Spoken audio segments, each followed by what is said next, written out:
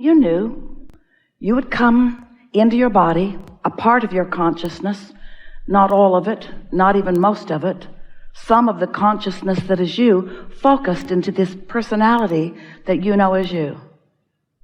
On the leading edge, in perfect, balanced diversity, knowing that as you focused here through your personal, importantly personal format, that you would come to your own importantly personal desires. Not desires that were pointed out by others. This is the list of what human is, and these are the requirements. Oh, there are plenty who try to shove those down your throat. But you came knowing that that basis would be good in order to help you come to your personal conclusions, your personal preferences, your personal desires. And you knew, especially early on, that as those desires formulated within you, and they do all day long, all day long, all day long, all day long, every day, that as those personal desires formulate within you, that the energy that creates worlds would back you up in the full fruition of them, the full creation of them, the full manifestation of them, the full see it, hear it, smell it, taste it, touch it, leading edginess of your ideas. And you knew then, and we want to remind you now, you knew you would never get it done because you are eternal. And you knew that you cannot get it wrong because you are standing always on your path with guidance flowing to you to assist you in discovering the path of least resistance, although sometimes you choose the path of more resistance. The path of least resistance toward allowing all of you to experience the unfolding of the ideas that you have decided. Now, we emphasized for Esther, and she found perfect terminology for you, that all of you is intending to stand in your now time-space reality in full awareness of where you stand in relationship to all of the things that you want. Not because it's important for you to immediately move right to the full culmination of everything that you want. No, no, no, no, no. That would be so overwhelming. That would be like eating all of the food for the rest of your life today. If you're ever going to do it, this would be the place. But don't try it. Don't try it. You want to explore and decide and come into alignment with. Hello. This is infinite intelligence.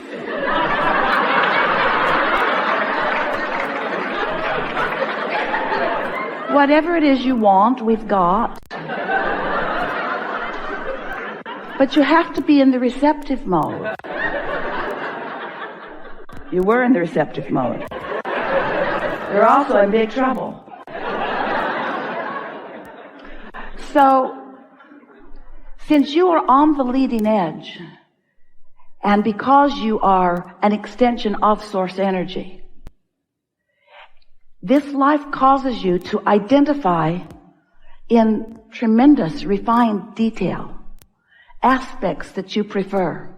And every time you carve one of those out, and you do all day, every day, every time you carve one of those out, what happens is you launch a rocket of desire. Another piece of who you have become is added to the mix of who you are.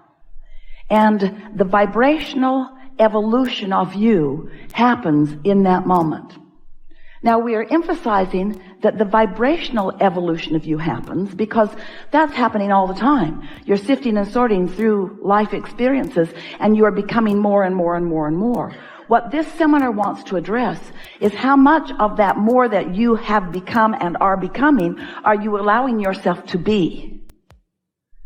Because you've become more than you are allowing yourself to be, which is evidenced by every particle of negative emotion that you feel. Your emotions indicate how much you are in the receptive mode, or how much you are in the allowing mode, or these all mean the same thing, or how much you are in the receiving mode, how much you are on the path of least resistance, how close to vibrational sync you are with all that you've really become. And that matters. It matters so much because, you might not know this. We want you to know this. We want you to know this. This is the thing we want you to know more than all other things put together. You must know this. It is important that you understand your level of resistance, because what you are resisting is your alignment, your receiving of the perspective of that larger part of you who is here right now with you, focused upon whatever you're focused upon right here, right now. Right here, right now with you. No matter what the now is, no matter where the now is, no matter what the conditions of the now are, source energy, the source within you, that larger part of you, has a very clear awareness and opinion of whatever it is, wherever it is.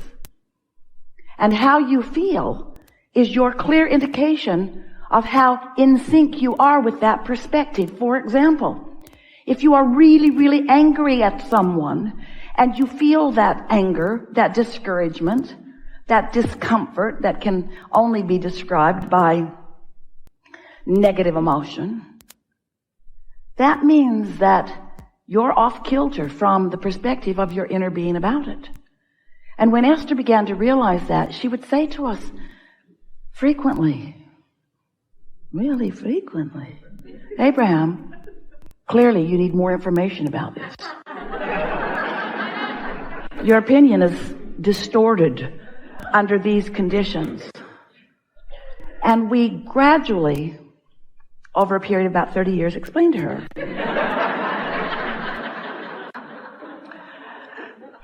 that we are unconditional in our love of that one, which in the beginning especially Esther found ridiculous. What's the point of having an opinion if you cannot notice the disturbing dysfunction of others?